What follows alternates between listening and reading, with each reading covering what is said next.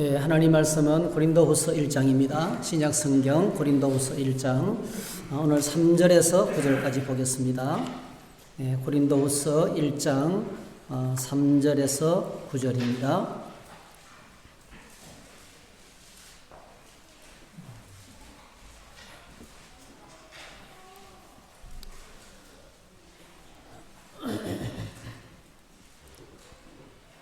네, 같이 읽겠습니다.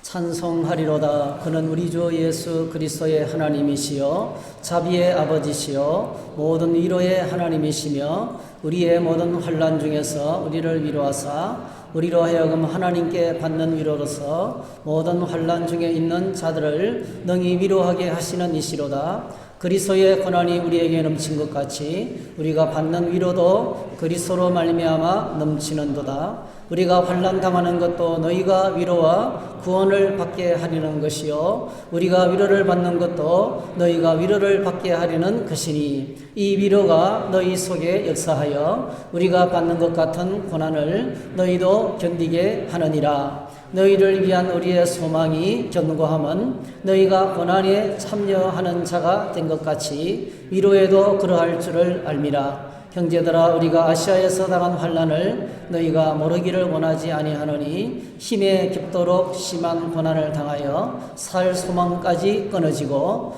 우리는 우리 자신이 사형 선고를 받은 줄 알았으니 이는 우리로 자기를 의지하지 말고 오직 죽은 자를 다시 살리시는 하나님만 의지하게 하심이라. 아멘. 네, 오늘 이 말씀을 가지고 환난 중에 있는 사람, 이런 제목으로 말씀을 나누겠습니다. 잠시 기도하겠습니다. 주님, 이 시간에 저희들이 주의 말씀을 듣기를 원합니다. 오늘도 주님은 성령으로 우리에게 다가오셔서 우리 심령 깊숙이 말씀해 주시기 원합니다. 주의 말씀을 우리 마음판에 새기며 한평생 살아갈 수 있도록 도와주시고 말씀으로 인하여서 우리의 삶이 능력으로 살게 하시고 모든 질병을 이기고 모든 환난을 이기고 모든 고난에서 승리하는 믿음이 될 수 있도록 축복해 주시옵소서. 예수님의 이름으로 기도하옵나이다. 아멘. 오늘 우리가 살아가는 이 시대에는, 이 땅에는 고난이 많습니다. 구약 성경의 선지자들을 통해서 하나님께서 계속 경고하셨는데 칼과 기근과 전염병이죠. 칼과 기근과 전염병. 칼은 전쟁입니다. 갈등, 분쟁, 다툼이죠. 이 땅에 사실은 전쟁이 가득해요. 민족 간의 갈등이 계속 증폭되고 있고요. 국가 간의 갈등, 이념과 철학 간의 갈등, 지역 간의 갈등, 다 전쟁입니다. 그리고 무한 경쟁 시대, 전쟁이죠. 그래서 이 땅에는 고통이 가득합니다. 기근은 이제 엄청난 자연재해를 두고 말합니다. 뭐 쓰나미, 폭풍, 홍수, 폭우, 뭐 기상이온, 이변, 뭐 물과 불과 지진과 바람 이런 것으로 생기는 이제 삶의 자리가 흔들리는 고난이 우리 안에 많습니다. 그리고 이제 전염병, 질병으로 인해서 뭐 코로나19를 비롯해서 얼마나 많은 오늘도 질병으로 고통당하는 사람들이 병원에 가득해요. 우리 주변에 늘 쉽게 만나볼 수가 있습니다. 이게 이제 오늘 저희들이 살아가는 세상에 고난이 가득해요. 고난을 좋아하는 사람들은 아무도 없습니다. 우리 안에 간절한 소원이 있다면은 나는 그래도 어려움을 당하지 않고 내 평생에 늘 좋은 날만 있기를 우리가 원하잖아요. 그런데 실제로 우리의 삶은 불가능합니다. 왜냐하면 세상에 고난이 가득하기 때문에, 세상은 죄로 가득 차 있기 때문에 늘 고통이 끊이지 않고 계속됩니다.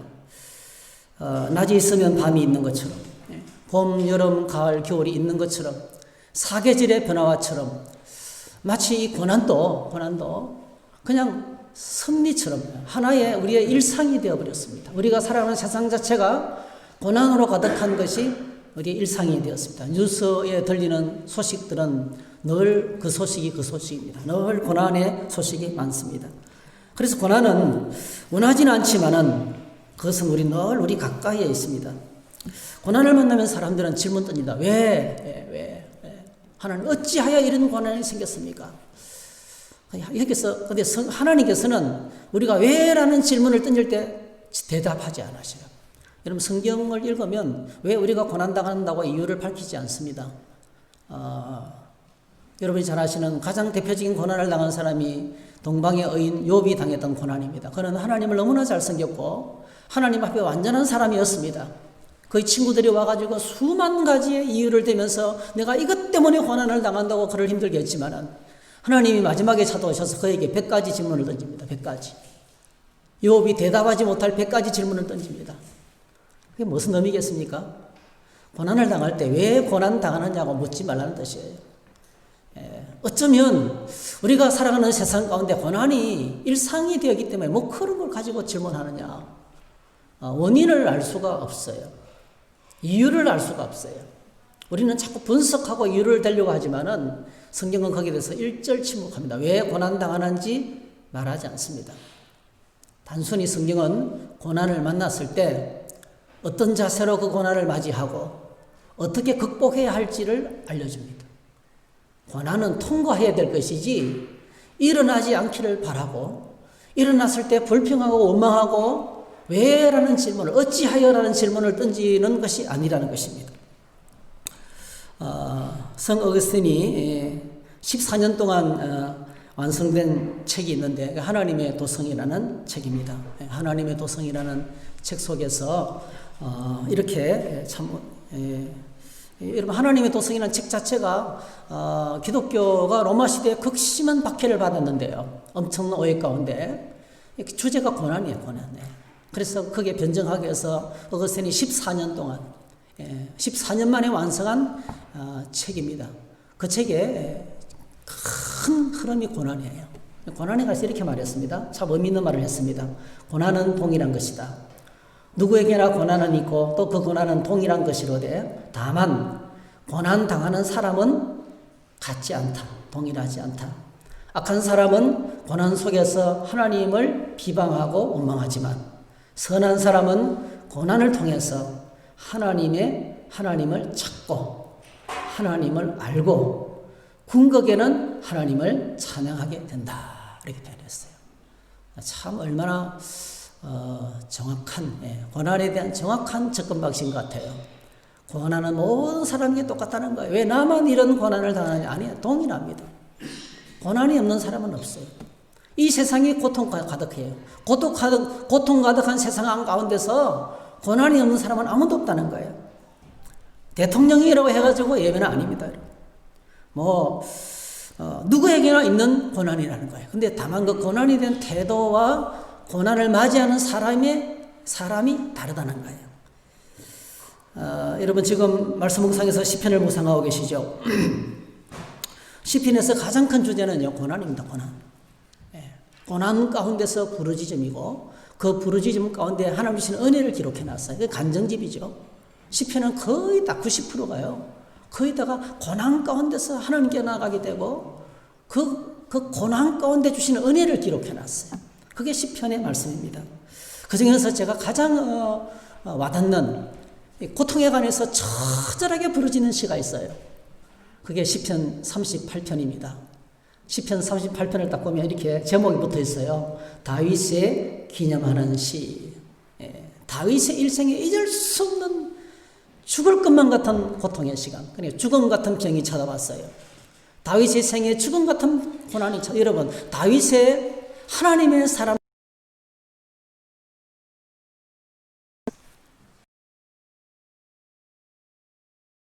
마스크 끼셨기 때문에 제가 읽어드릴게요. 분노하심으로 나를 징계하지 마소서. 주의 화살이 나를 찌르고 주의 손이 나를 심히 누르시나이다. 주의 진노로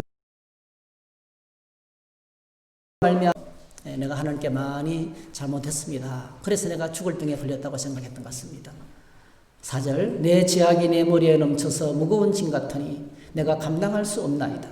내 상처가 썩어 악취가 나오니 내가 우미한 까닭이로소이다. 내가 아프고 심히 구부러졌으며 종일토록 슬픔 중에 다니나이다. 내 허리에 열기가 가득하고 내 살에 성한 것이 없나이다. 내가 피곤하고 심히 상하였으며 마음이 불안하여 신음하나이다. 주여 나의 모든 소원이 주 앞에 있사오며 나의 탄식이 주 앞에 감추이지 아니하나이다. 내 심장이 뛰고 내 기력이 쇠하여 내 눈의 빛도 나를 떠났나이다. 내가 사랑하는 자와 내 친구들이 내 상처를 멀리하고 내 친척들도 멀리하였나이다.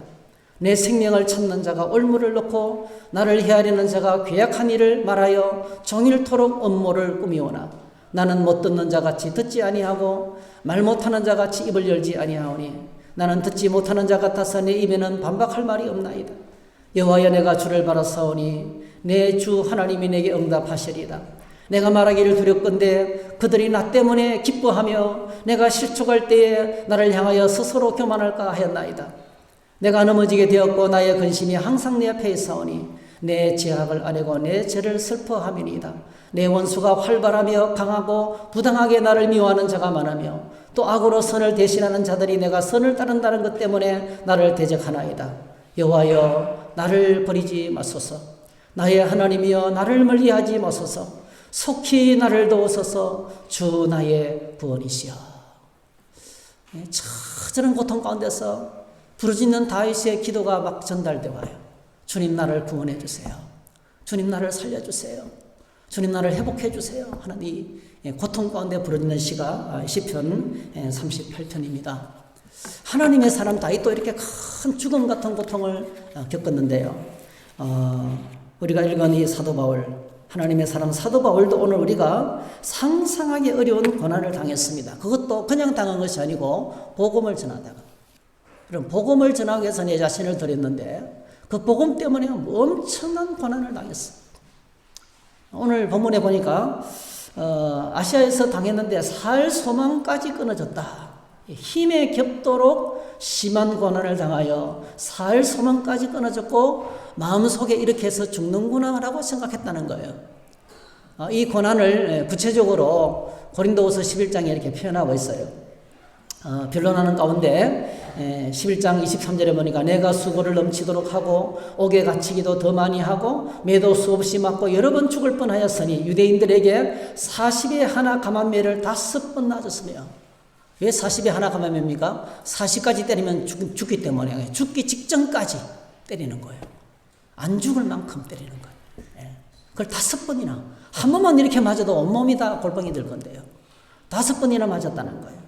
3번 태장으로 맞고 1번 돌로 맞고 3번 파선하고 일주야를 깊은 바다에서 지냈으며 여러 번 여행하면서 강의 위험과 강도의 위험과 동족의 위험과 이방인의 위험과 신의 위험과 광야 위험과 바다의 위험과 거짓 형제 중에 위험을 당하고 또 수고하며 애쓰며 여러 번 자지 못하고 줄이 우여 목마르고 여러 번 굶고 춥고 헐벗어 놓아라. 이런 고난의 생활. 이거는 복음을 위해서 하나님의 옳은 일을 위해서 하는 것인데 그에게 닥쳐왔던 많은 고난의 상황을 이렇게 소개하고 있습니다. 여러분, 이런 고난을 통과하면서 오늘 본문에서는 그가 받은 은혜를 고백하고 있어요. 고난은 우리에게 찾아오지 않으면 제일 좋지만 그러나 그 고난 속에도 나를 향한 하나님의 은혜가 있습니다. 그 은혜를 오늘 사도 바울은 3가지를 우리에게 가고 있어요. 첫 번째로는 하나님의 사랑이에요. 하나님의 사랑을 고백합니다.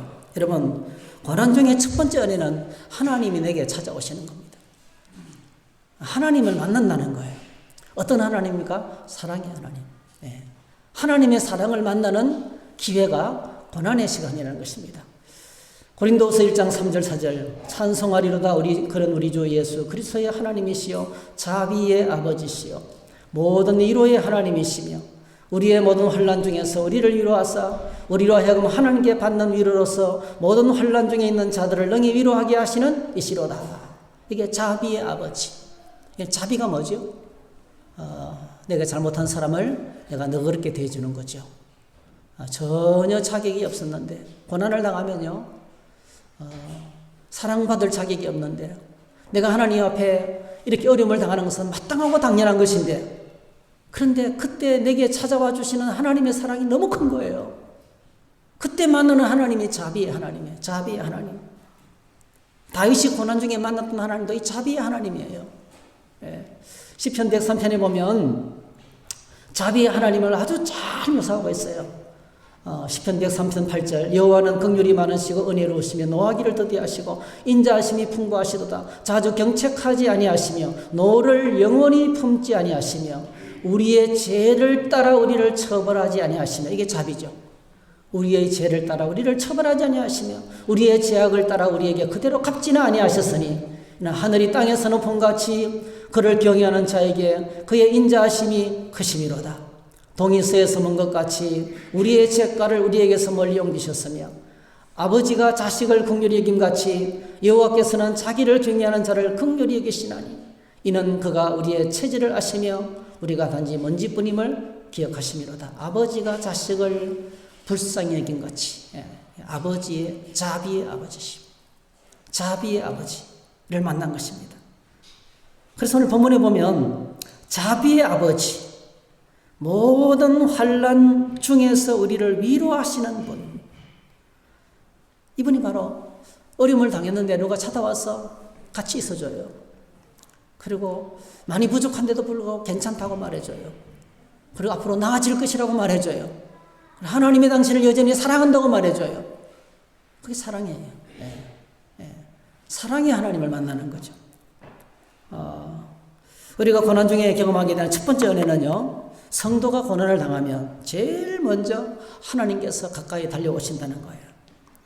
달려오셔서 자비와 위로를 갖고 친히 찾아오십니다. 이게 위로라는 단어는요, 헬라어로 파라클레이시스라는 단어입니다. 여러분 많이 들으셨죠? 파라라는 곁이라는 뜻이고요. 시스, 곁에 있는다는 뜻입니다.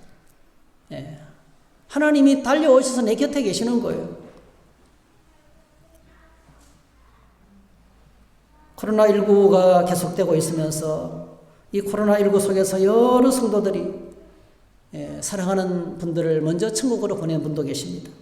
사별의 고통, 가장 큰 고통이죠. 그런데 많은 성도님들께서 달려와서 같이 해주셨어요. 자리에 같이 해주셨어요. 어떤 분은 그래요. 찬송을 계속 부르고 기도를 계속하고 예배를 계속 드리니까 그냥 그 슬픈 잔디식이 언제 지나간지 모르겠다고, 이런저런 시험이 있었지만 다 그냥 넘어갔다고, 그런 고백을 하는 걸 들었습니다. 그래서 예배를 통해서 와서 같이 곁에 있어주는 것 은혜로 천국의 소망과 하나님의 위로를 경험하게 됐다는 거예요. 오늘 우리가 다 경험하는 사실입니다. 자녀가 아파서 열이 나서 불덩이 같은 몸이 되어 있을 때 부모는 그 자녀를 떠나지 않습니다. 물수건으로 머리를 계속 닦아주고 계속 세심한 지휘를 기다리면서 밤을 새우면서 같이 있어주는 거예요.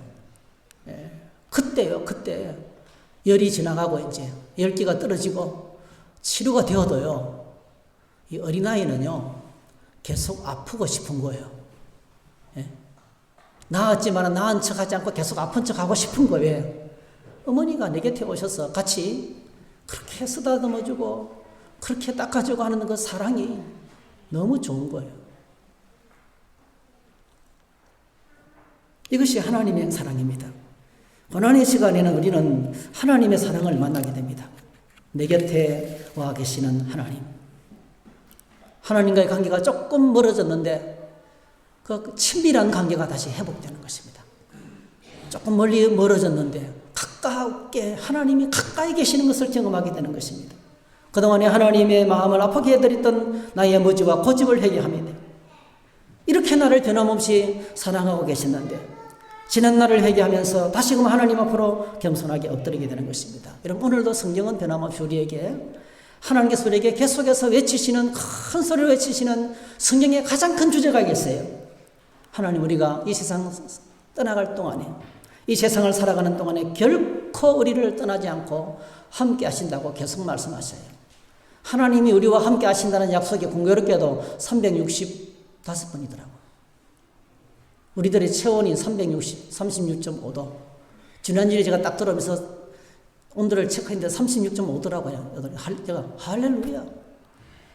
365일 나와 함께 하시고. 내 체온도 36.5도고. 하나님이 우리를 떠나신 적이 없어요. 내가 떠났다고 생각해서 그렇지. 멀어진 것은 내가 멀어진 것이지 언제나 곁에 와 계십니다. 우리 주님은 영광의 보좌를 보내시고 낮고 천한 이 땅을 찾아오셨습니다. 십자가에 죽으시고 부활하시고 성천하시고 성령을 보내셨습니다. 그리고 영원히 우리 안에 우리 속에 거하시면서 함께 계시는 분이십니다. 하나님의 사랑은 그냥 사랑이 아닙니다. 그냥 하룻밤 사랑이 아닙니다. 어제 좋았다가 오늘 싫어지는 그런 사랑이 아닙니다. 십자가에서 날 위해 내어주신 그 사랑은 아무도 따라갈 수 없는 사랑이에요. 그런 사랑은 세상에 없습니다. 누구도 그 사랑을 따라갈 수가 없어요. 히브리서 4장 15절에 보니까 이렇게 표현하고 있어요. 우리에게 있는 대제사장은 우리의 연약함을 동정하지 못하시리가 아니요 모든 일에 우리와 똑같이 시험을 받으신 이로되 죄는 없으시리라. 하나님 우리를 사랑하시는데, 우리가 고난 가운데 있을 때 우리를 사랑하시는데 그렇게 말씀하시는 거예요. 네가 당하는 고난을 내가 다 안다. 네가 얼마나 아픈지 다 안다. 네가 얼마나 쓸쓸하고 외롭고 고통스러운지 안다. 네가 버림받은 상처와 이런저런 상처로 인해서 속이 아픈 걸 내가 다 안다. 우리의 연약함을 동정, 신경세포가 서로 연결되어 있는 거예요. 우리가 아파하는 것보다도 더 하나님은 깊이 우리를 아파하시고. 왜 그렇습니까? 그 사랑을 경험하기 위해서 천국의 영광의 보좌를 버리고 이 땅에 오셔서 낮고 천하게 사셨습니다. 이 땅에 오실 때 장소를 찾지 못해서 마구간에서 태어나셨습니다. 여호도 글이 있고 새도 보금자리가 있지만은 자신은 물이 들 곳이 없다고 말씀하셨어요. 그리고 온 세상의 모든 고통을 다 모아도 비교할 수 없는 십자가에 죽임당하는 시험과 고난을 친히 감당하셨어요. 그래서 고난의 시간에는 그 사랑의 주님께서 내게 되다가오십니다. 성령 하나님께서 보혜사가 되셔서 내 곁에 또 다가오십니다. 오늘 하나님 아버지께서 찬송하리로다 우리 주 예수 그리스도의 아버지 자비의 하나님께서 또 내 곁에 찾아오십니다. 그래서 고난당하는 하나님의 백성들에게는 성부, 성자, 성령 삼일체 하나님이 찾아와서 곁에 머물러 계시는 거예요. 그걸 경험하게 됩니다. 고난의 현장의 가장 큰 은혜는 하나님을 만난다는 겁니다. 사랑의 하나님이 내 곁에 머물러 계시는 것을 여러분 기억하시기를 축복합니다. 두 번째 주시는 은혜가 있습니다. 그것은 성숙입니다. 고난의 시간을 통해서 우리는 성장하고 성숙하는 것을 경험하게 됩니다. 고린도서 1장 4절 7절에 보면 우리의 모든 환난 중에 우리를 이루어서 우리를 하여금 하나님께 받는 이로서 하나님 모든 환난 중에 있는 자들을 능히 위로하게 하시는 이시로다. 고난을 당했는데 위로를 받았습니다. 주님을 만났어요. 감격스러웠어요. 잘 이겨냈어요. 그는 또 다른 사람을 격려하는, 고난당하는 사람을 위로할 수 있는 사람이 된다는 거예요. 여러분, 오늘 저희들이 신앙생활에 제일 큰 기쁨이 있고 은혜가 있다면 성장한다는 거죠. 여러분, 우리 주변에 늘 경험하는 게 있잖아요. 얼마 전까지만 해도 예배당을 뛰어놀던 개구장이었는데, 그냥 늘 도움만 받던 어린아이였는데, 어느 날 자라서 제가 할게요. 그러면서 이제 일을 돕기 시작하고, 성장해서 학교를 마치고 직장에 취직하고 헌금을 하기 시작하고 교회 사역을 감당하기 시작하고, 우리가 지금 보고 있잖아요. 성장이 있는 곳에 기쁨이 가득해요. 제일 먼저 자기가 기쁘죠. 성장하는 자기가 제일 기뻐요. 여러분 11조 안 하다가 해보세요. 얼마나 기쁜지 몰라요. 헌금생활 안 하다가 해보세요. 얼마나 기쁜지 몰라요. 그걸 오래 믿는다고 하는 게 아니더라고요. 그냥 그 영적 성장이 따라와야 돼요. 그 영적 성장은 자기가 기뻐요. 그 다음에 이제 교회가 기뻐해요. 다른 사람들이, 내가 성장한 것을 주변의 사람들이, 부모님들이 기뻐하고 동료들이 기뻐하고 주변 사람들이 야 달라졌다 기뻐하는 거죠. 그리고 하나님이 기뻐하시고. 영적 성숙은요, 성숙하지 못하면 자기중심적이 됩니다. 그러나 성숙하면 섬기기 시작합니다. 성장했다는 제일 큰 표시가 섬기는 겁니다. 늘 받기만 하다가 이제는 베풀고 나누고 섬기고 돌아보고 격려한다는 것입니다. 영적인 성숙은 우리를 향한 하나님의 간절한 소원인 동시에 뜻입니다. 성장하기 위해서는 무조건 잘 먹고 잘 자야 돼요. 잘 먹고 잘 자야 돼요. 잘 먹어야 됩니다. 베드로전서 2장 1절 2절 그러므로 모든 악독과 모든 기만과 외식과 시기와 모든 비방하는 말을 버리고 성숙하지 못한 모습이죠. 갓난아기들 같이 순전하고 신령한 젖을 사모하라. 이는 그로 말미암아 너희로 구원에 이르도록 자라게 하려 함이라. 하나님 말씀, 하나님 말씀에 대한 섭취가 대단합니다. 여러분 성장기에 있는 어린아이들 보세요. 와, 대단합니다. 대단해요. 지난 주간에 지금 한참 크고 있는 우리 아이 집에 잠시 갔는데요. 불고기를 구워 나면 부모님들이 먹을 시간이 없대요. 다 먹어버렸어. 그날 갔을 때도 밥을 2공기나 먹더라고요. 얼마나 먹는지. 몸이요. 막 불어나는 거예요. 키가 막 자라는 거예요. 자라는 게 보여요.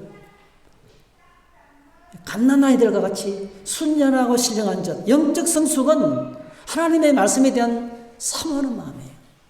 여러분 내가 지금 영적으로 성장하고 있는지 체크할 수 있는 딱 하나 방법이 있어요. 내가 말씀에 대한 나의 태도가 어떤가 하는 거예요. 말씀을 사모하고 기다리고 기도하고 그 하나님의 말씀에 대한 그 사모하는 마음, 배고픈 사람이 먹고 싶은 마음처럼 그 영적 식욕이 살아있느냐를 체크해 봐야 돼요. 근데 나이가 들고 몸이 시원찮고 상태가 좋지 않으면 밥 먹기가 싫습니다. 영적으로도 똑같습니다. 하나님 말씀에 대한 흡입력 이거 체크해야 됩니다. 디모데후서 3장 16절 17절 모든 성경은 하나님의 감동으로 된 것으로 교훈과 책망과 바르게 함과 의로 교육하게 유익하니 이는 하나님의 사람으로 온전하게 하며 모든 선한 일을 행할 능력을 갖추게 하려 함이라. 하나님의 말씀 우리를 온전하게 합니다. 영적으로 성숙하게 하는 능력이 있습니다. 그리고 이제 잘 먹어야 되고요. 두 번째로 성장에 필요한 환경을 만들어줘야 돼요. 성장에 필요한 환경이 매우 중요합니다. 영적 성장에 필요한 환경이 매우 중요합니다. 에베소서 4장에 보니까 이 영적 성장을 위해서 하나님께서 우리에게 교회 안에 여러 일꾼들을 세우셨어요. 어떤 사람은 사도로, 어떤 사람은 선지자로, 어떤 사람은 복음 전하는 자로, 어떤 사람은 목사와 교사로 삼으셨으니 그가 하나님께서 우리에게 교회 안에 여러 가지 직분들을 이제 이렇게 주셨습니다. 교회의 성도들의 영적 성숙을 위해서 이런 일들을 주셨습니다. 자, 그리고 15절 보세요. 오직 사랑 안에서 참된 것을 하여 범사에 그에게까지 자랄지라. 그는 머리니 곧 그리스도라. 그에게서 온몸이 각마디를 통하여 도움을 받음으로 그에게서 온몸이 각마디를 통하여 도움을 받음으로 연결되고 결합되어 각 지체의 분량대로 역사하여 그 몸을 자라게 하며 사랑 안에서 스스로 세우느니라 했어요. 그러니까 영적으로 성장할 수 있는 환경은요, 온 교회 신자들이 믿음이 연약한 사람들을 돕기 위해서 다 일어서는 거예요. 이렇게 저렇게 이렇게 저렇게. 제가 저렇게 몇 번에 전화했더니 우리 누구로부터 전화가 왔다고 해요. 그러니까 이게 한 사람을 놓고 좀 잘 안 보이면 여러 사람이 전화가 가고 관심을 가지고 온 교회가 관심을 가지고 서로 연결되어서 끌어주고 밀어주고 그런 분위기가 돼야 돼요. 그게 이제 공동체 안에 좋은 환경, 영적 성장에 아주 좋은 성장입니다. 그래서 여러분 가장 아름다운 교회는 바른 말씀이 전파되어야 하고요. 성도들이 영적 성숙을 위해서 섬기는 교회. 이게 바로 아름다운 교회입니다. 그래서 성도들의 영적 성숙을 위해서 일하는 사람이 하나님의 일꾼입니다. 여러분 하나님의 교회 귀한 일꾼들이 되시기를 축복합니다. 관심을 가지고 기도하고 따뜻한 말 하나 보내고 문자라도 하나 보내고 다음 주에 교회에서 만납시다. 힘든 일이 있을 때 내가 당신을 위해서 기도하겠습니다. 부족하지만은 얼마나 위로가 되는지 몰라요. 이게 이제 사역자죠. 그런데 여러분 하나님 우리가 인간인지라 부족한 것을 아시고요. 그래도 여러분 교회는 부족합니다. 우리의 영적 성숙을 위해서 매우 특별한 선생님을 준비하셨어요. 그것이 바로 오늘 본문에서 사도 바울이 말하고 있는 고난입니다. 고난이라는 특별한 선생님을 보내셔서 우리가 영적으로 성숙할 수 있는 기회를 주시는 것입니다. 고난의 시간을 통해서 우리는 영적 성장을 경험하게 됩니다. 그래서 고난을 통과한 사람은 고난 당하는 사람에게 다가가서 섬길 수 있는 사람으로 성숙하게 되는 은혜를 경험하게 됩니다. 어떤 사람이 질병으로 고통당하는 사람에게 다가가서 같이 아파하고 같이 부둥켜 안고 기도해 줄 수가 있습니까? 동병상련이죠. 동병상련. 같은 병을 알아봐야 돼요. 누가 파산당한 사람, 파산당해서 길거리에 앉은 사람에 다가가가지고 위로해 줄 수 있습니까? 사업에 실패해서, 이런 문제 저런 문제 이렇게 저렇게 얽혀서 이런 사기 저런 사기에 휘말려서 모든 재산을 다 날려버리고 있을 곳이 없었어. 공원에 가서 노숙을 하면서 그러다가 일어선 사람이 다가가서 사람들을 위로하시더라고요. 사랑의 사람, 섬기는 사람은 그냥 되지. 고난을 당한 사람, 고난을 당하면 그때서 비로소 인생에 기표가 있어져요. 함부로 정지하지 않습니다. 함부로 말하지 않습니다. 인생을 이해를 합니다. 인생의 깊은 강물이 그를 통해서 흘러가는 거예요. 그래서 다가가서 이런 사정 저런 사정을 헤아리면서 당신이 얼마나 힘든지 내가 안다고, 그러면서 같이 울어줄 수 있는 겁니다. 내가 당했던 고난이 있기 때문에 같이 울어줄 수가 있고 같이 슬퍼해 줄 수가 있는 것입니다. 그게 성숙이죠. 성숙한 그리스도인이 고난 중에 있는 사람에게 다가가서 섬기게 됩니다. 그것은 강요로 되는 것이 아닙니다. 성장해야 가능하게 됩니다. 놀랍게도 고난의 시간에 우리는 하나님의 성숙케 하신 은혜를 경험하게 됩니다. 1장 4절에 보면 우리는 모든 환난 중에서 우리를 위로하사 우리로 하여금 하나님께 받는 위로로서 모든 환난 중에 있는 자들을 능히 위로하게 하시는 이시로다. 하나님이 하시는 것입니다. 헨리 나워에는 이 부분을 상처 입은 치유자라고 했어요. 상처를 받은 사람이 치료할 수 있는 사람이 된다. 고통당하는 사람을 치유하는 상처 입은 치유자가 된다. 그렇게 말을 남겼습니다. 세 번째 마지막으로 고난을 통해서 우리가 받을 수 있는 것은 믿음입니다. 믿음. 고난을 통해서 하나님께서 우리에게 궁극적으로 주시는 마지막 은혜인 것 같아요. 이것은요. 1장 8절 9절에 보니까 형제들아 우리가 아시아에서 당한 환난을 너희가 모르기를 원하지 아니하노니 힘에 겹도록 심한 고난을 당하여 살 소망까지 끊어지고 우리는 우리 자신이 사형 선고를 받은 줄 알았으니 이는 우리로 자기를 의지하지 말고 오직 죽은 자를 다시 살리시는 하나님만 의지하게 하심이라 그랬어요. 고난의 시간에는 인간적인 모든 소망이 다 떠나가는 거예요. 인간적인 모든 소망이 다 끊어지는 시간이 고난의 시간이에요. 방법이 없어요. 그게 진짜 고난입니다. 여러분. 손 쓸 수 있는 데가 없는 거예요. 그제서야 미래는 우리 인생들은 내가 붙잡고 있는 것을 놓기를 시작하는, 놓을 수밖에 없어요. 그리고 하나님만 붙잡게 되는 거예요. 내려놓음이란 단어는 굉장히 쉽지만은 실제로 내려놓기가 얼마나 어려운지 몰라요. 그러니까 자기를, 이는 우리 자신이 사형 선고를 받은 자라서 이는 우리로 자기를 의지하지 말고, 예수님께서 말씀하신 누구든지 나를 따르거든 자기 십자가를 지고 자기를 부인하고, 그거 엄청나게 간단한 말이지만은 어렵습니다. 나를 내려놓기가 어렵습니다. 내 육체적인 정욕, 내 생각, 내 의지, 내 감정까지 내려놓기가 어려워요. 근데 언제 내려놓게 됩니까? 고난을 당하면 다 내려놓게 되는 거예요. 그리고 뭐죠? 하나님만 믿게 됩니다. 고난의 시간에 최고의 축복인 것 같아요. 하나님이 기뻐하시는 그 순수한 믿음을 비로소 소유하게 되는 거예요. 하나님만 의지하는 믿음. 그게 그토록 하나님께서 우리에게 원하시는 믿음이에요.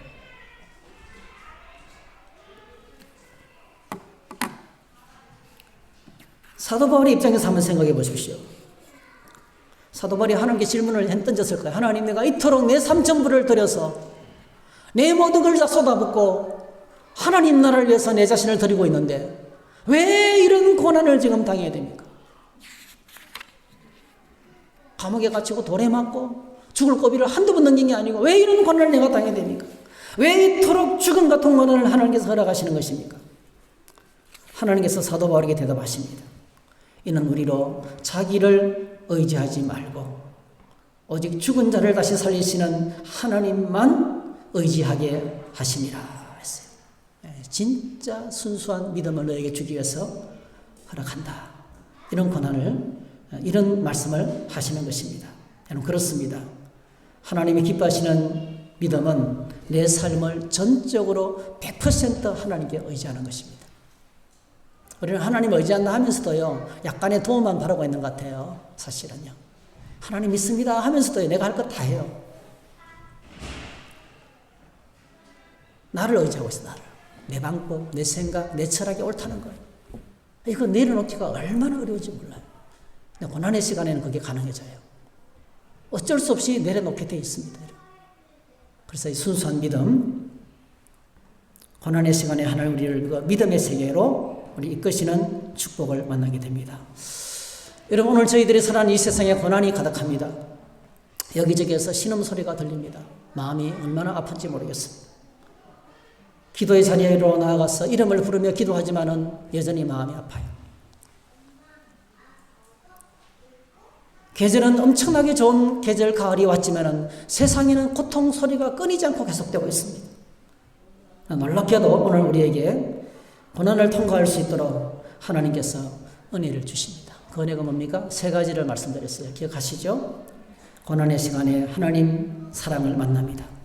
사랑의 하나님이 내게로 찾아오셔서 내 곁에 계시는 것입니다. 디모데후서 4장 17절 18절 사도 바울이 그 생의 마지막에 또 고백합니다. 주께서 내 곁에 서서 나에게 힘을 주시마. 이렇게. 여러분 기억하세요. 우리가 마지막 이 세상 숨을 거두는 자리까지 주께서 내 곁을 떠나지 않고 함께 하시는 사랑의 하나님의 것을 기억하시기를 바랍니다. 두 번째로 영적인 성숙을 경험하게 됩니다. 고난당하는 사람에게 다가가서 섬길 수 있는 사람으로 우리를 세워주십니다. 인생의 깊은 의미를 깨닫고 함부로 살지 않습니다. 우쭐대지도 않고 경박하지도 않습니다. 그의 삶은 깊은 강이 흐릅니다. 변함이 없습니다. 폭풍이 몰아쳐도 바닷속 깊은 곳에 요동치 않는 것처럼 그렇게 언제나 이렇게 인생을 진지하게 살아가고 고통당하는 사람들을 한없이 품어주면서 격려할 수 있는 그런 하나님의 사람으로 세워주는 것입니다. 마지막으로 하나님께서 우리에게 하나님만 붙들고 살아가는 진짜 믿음을 주시는 것입니다.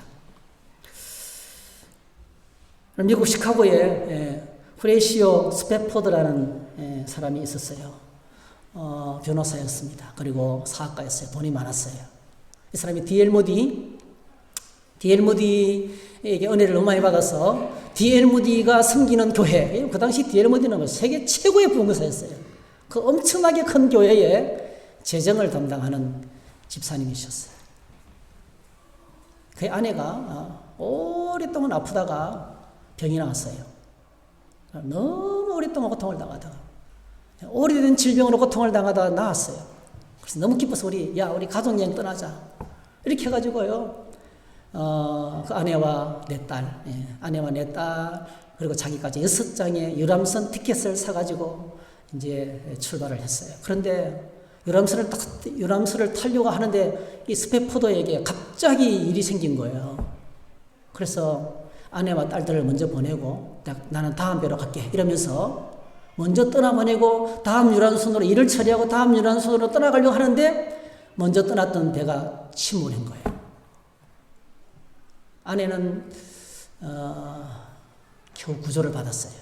내 딸이 한꺼번에 세상을 수장되고 말았어요. 바다 깊은 곳에 시신도 찾지 못하고 실종이 되고 말았어요. 엄청난 고통이 찾아왔겠죠. 여러분, 한 딸도 아니고요. 내 딸을 그것도 아내의 그 치료 회복을, 병 회복을 기뻐하면서 온 가족이 기쁨으로 떠나는 그 기쁨의 축제가요. 하루아침에 이 초상집이 된 거예요. 감당할 수가 없는 거예요. 얼마나 많은 시간을 고통하며 분노하며 잠을 자지 못하면 힘들었는지 몰라요. 시간이 지난 다음에 어느 날 이 스패포드가 그 유람선을, 또 다른 유람선을 타고 그 딸이 빠져 죽었던 그 바다 위로 가는데요. 그때 그가 시를 만들어요. 찬송을 하는 게 드립니다. 그것이 우리가 함께 부를 찬양이에요. 우리 같이 한번 불러볼까요?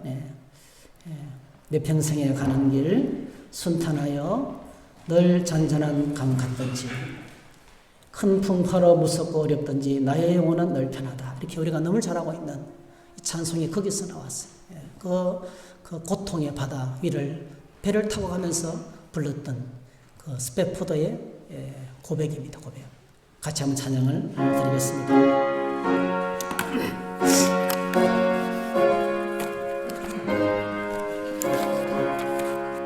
내 평생에 가는 길 순탄하여 널 잔잔한 강 같던지 큰 풍파로 무섭고 어렵던지 나의 영혼이 늘 편하다. 내 영혼 평안해. 내 영혼 평안해. 저마비는 우리를 삼키려고 입 벌리고 달려와도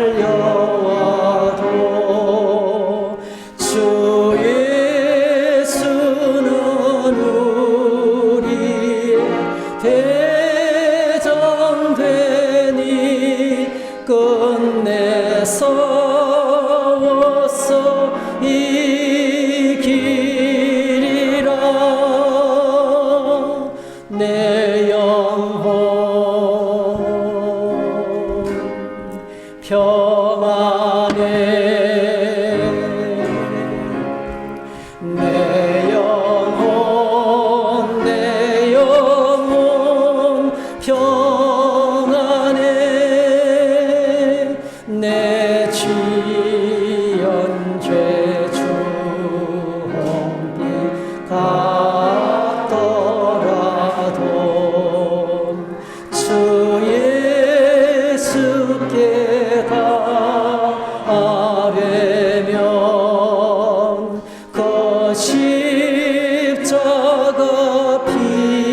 피로써 다시 써서 있는 보다 더 정하리라.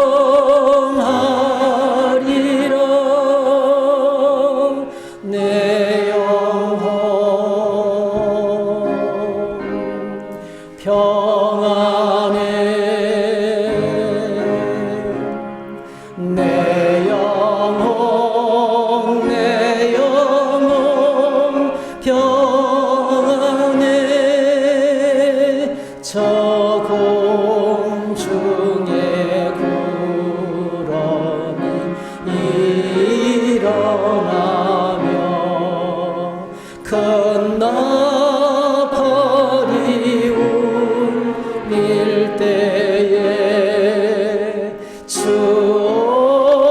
오소서 세상을 심판해도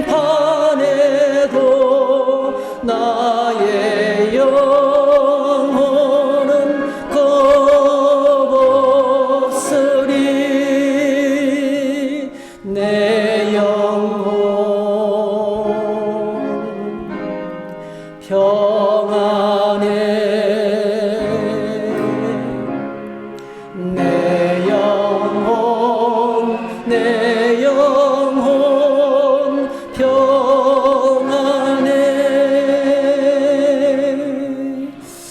기도하겠습니다.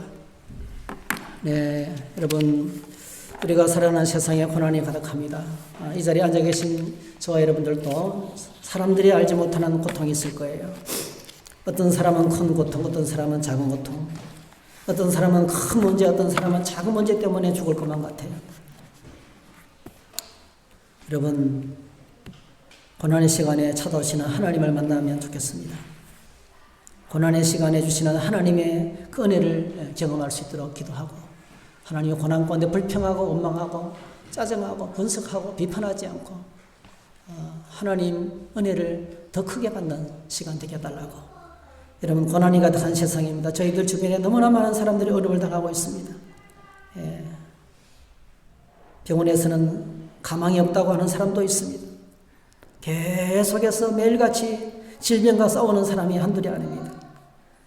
저와 여러분들이 그런 분들, 연약한 자들을 섬길 수 있는 성숙한 사람들이 되게 해달라고.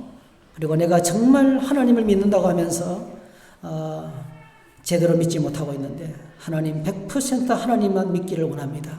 이런 고백을 담아서 우리 하나님께 우리의 기도를 올려드렸으면 좋겠습니다. 다 같이 한번 간절하게 조용하게 기도하십시다. 그러나 간절하게 하나님께 한번 주여 부르고 통성을 한번 기도드리겠습니다. 주여 하나님 고맙습니다. 하나님을 베풀어 주셨어요. 감사합니다.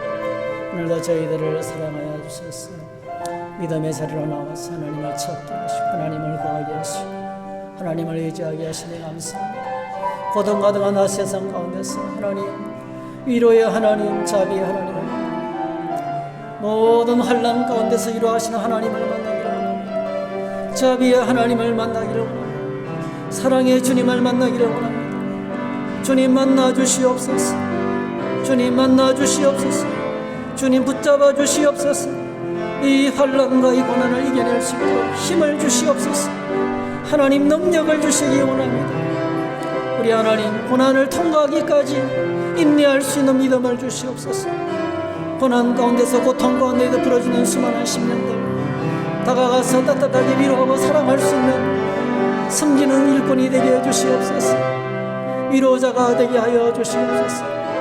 보혜사 성령님과 위로자 되시는 주님과 하나님과 더불어서 성도들을 섬기며 위로하는 저희들 될 수 있도록 주의 은혜를 내려 주시기 원합니다.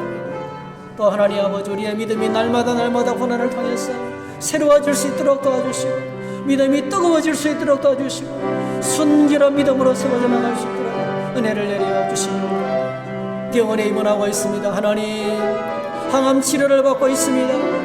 하나님 붙들어 주시기 원합니다. 사별의 고통 가운데서 힘든 상황에 있습니다. 하나님 붙들어 주시기 원합니다. 힘 주시기 원합니다. 소망이 가득하도록 도와주시기 원합니다. 날마다 투병하며 살아가고 있습니다. 경제적인 압박 속에 살아가고 있습니다. 사회적인 갈등 속에 살아가고 있습니다. 직장의 갈등과 하나님 이런저런 모양의 고통이 가득합니다.